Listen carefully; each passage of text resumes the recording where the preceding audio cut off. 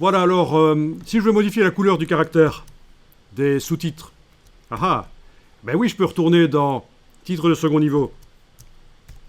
Mais, vu que j'ai créé une couleur, elle se retrouve dans le nuancier. Alors faites apparaître le nuancier s'il n'apparaît pas sur l'écran. Donc, menu fenêtre, couleur, nuancier.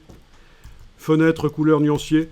Et dans le nuancier, vous avez la couleur des titres de second niveau. Vous pouvez double-cliquer sur elle. Ça, il y a une boîte qui s'ouvre. Vous pouvez cocher la case aperçu. Et je vous rappelle qu'on l'a fait pour tous les sous-titres dans tout le document. C'est pas seulement sur la page qu'on est en train de regarder là. Hein. La couleur. Elle a changé pour tous les sous-titres. Voilà, et vous allez pouvoir, avec la case aperçu, directement voir ce que ça donne. Tiens, qu'est-ce qui se passe quand on change la couleur des sous-titres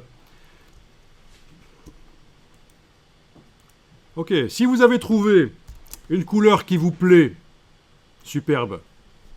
Couleur un peu terre cuite, dans mon cas. Mais vous voulez tester, tiens, si on la fait plus claire ou plus foncée. Vous connaissez l'astuce? Dans tous les logiciels Adobe, Illustrator, Photoshop, InDesign, vous pouvez enfoncer la touche majuscule, la touche Shift, et prendre n'importe lequel des trois curseurs qui n'est pas à 0 ou au maximum. Il n'y en a aucun qui est à 0 ou au maximum là. Et avec la touche majuscule, vous pouvez bouger, et vous arrivez à modifier la luminosité de la couleur. Ça reste couleur terre cuite, mais différente intensité, dans mon cas. D'accord? Donc ça, bonne astuce, la touche majuscule est prendre un des trois curseurs ou un des quatre, si on est en train de faire une couleur quadri, ça modifie l'intensité lumineuse. Ok.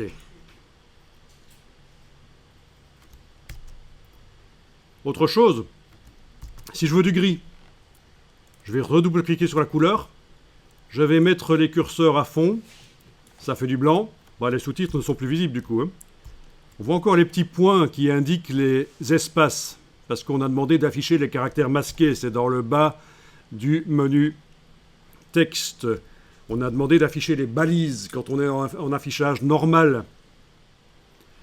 Pas en affichage aperçu, mais en affichage normal. On voit les balises d'espace et les balises de fin de paragraphe, etc.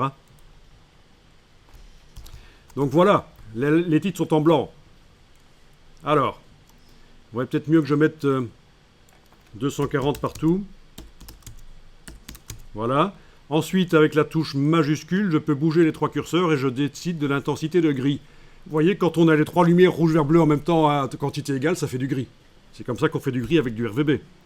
Voilà. Et c'est classieux le gris. Ça peut être bien. Ça peut être bien d'avoir à la place du noir, d'avoir du gris foncé. Bien sûr, on ne va pas le faire jamais pour le corps du texte, parce que là, il faut absolument de l'encre noire, parce que les caractères sont tellement petits, il faut que ce soit super précis. Parce que le problème, si vous faites du texte qui n'est pas tout à fait noir, c'est que ça va être à l'impression tramé. Il va y avoir des petits points de trame, vous voyez, pour arriver à créer, avec de l'encre noire, créer du gris différent. Vous voyez le système du tramage? Ça vous dit quelque chose? Donc c'est valable mettre du presque noir, sur du texte, ok pour des sous-titres, pour des titres, mais jamais pour le corps du texte, il faut que ça reste de l'encre noire super précise. Voilà, je vous ai tapé ici offset, c'est la technique de l'imprimeur, et screen, ça veut dire tramage. Comme ça vous voyez ce que c'est un tramage pour ceux qui ne connaissent pas, c'est les petits points. Vous voyez un peu cette image-là qui a l'air pas mal. Voilà. Vous avez le tramage offset habituel.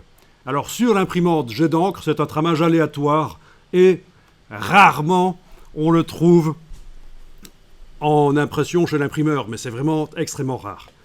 C'est même plus d'actualité, je pense. Voilà, chez l'imprimeur, vous aurez toujours ces petits points de trame.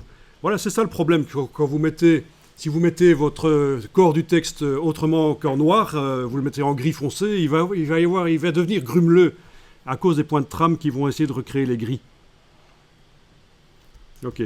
Donc sur les imprimantes jet d'encre, vous avez du tramage aléatoire qui n'est pas régulier comme en offset. Et ici c'est l'offset particulier, Frequency Modulation, Screen Offset, mais c'est vraiment, ça vaut pas la peine d'en parler, c'est juste parce que l'image est là. Voilà, sinon le tramage c'est ça. Encore la même chose, du tramage régulier habituel à gauche, et du tramage comme sur une imprimante jet d'encre, aléatoire, ou comme sur l'impression spéciale qu'on rencontre jamais chez les imprimeurs, très rarement le tramage stochastique, on appelle ça aussi, stochastique, aléatoire. Ok, donc vous avez vu pour les couleurs, c'est pas mal. Donc un document peut être adapté comme ça. Un document peut être adapté, c'est bien. On va enregistrer le document, on n'est jamais trop prudent. Et on va terminer par juste quelque chose ici, c'est abaisser le titre, les grands titres, les abaisser, les rapprocher des paragraphes qui sont en dessous d'eux.